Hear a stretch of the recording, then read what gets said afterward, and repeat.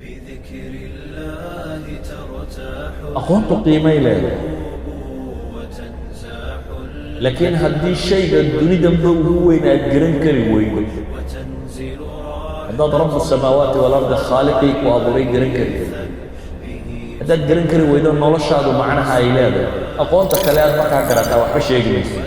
وتنفتح البصائر بعد غيب فتنكشف الغياهب والغيوب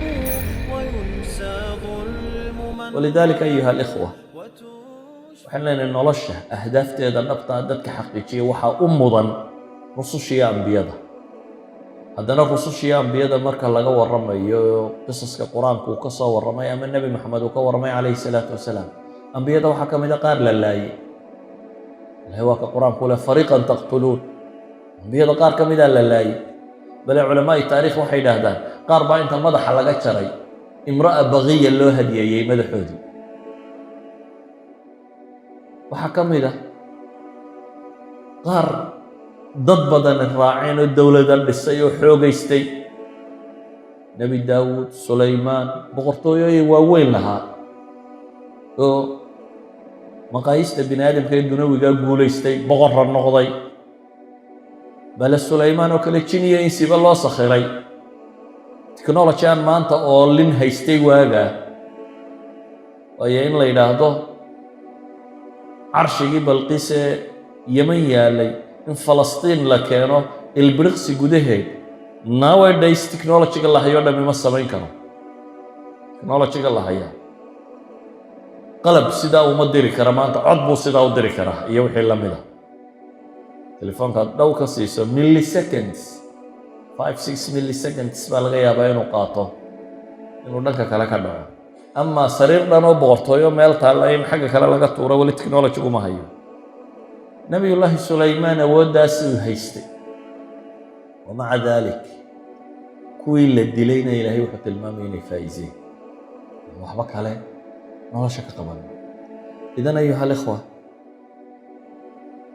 nolosha dhabta ah waa kaa aqoonta dhabta ahi waa aqoontaad rabbigaa garatid haddaad rabbi garan weydo brofessor kastoo aad tahay waxba sheegi mayso se haddaad rabbigaa garato aqoonta kale markaas ayana macno leedahay markaasay wax sheegaysa waayo nebi sulaymaan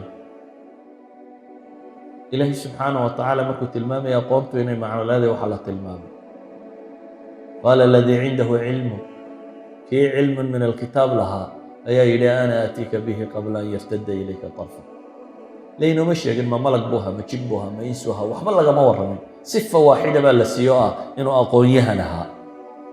aqoon-yahannimo ayuu kaga keenay carshigii balqiis halkaa oo xaggan kale ku geeyey wuxuu ahaaba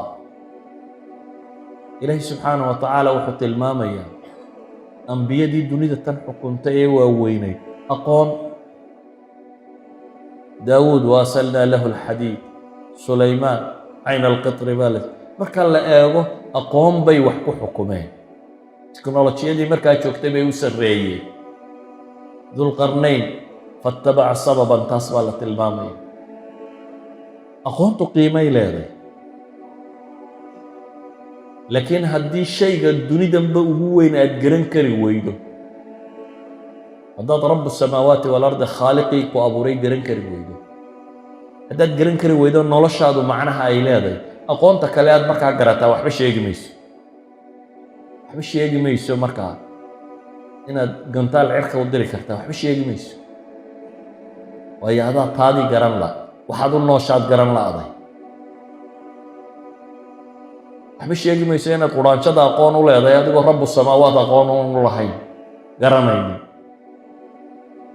wuxuu kaa rabaa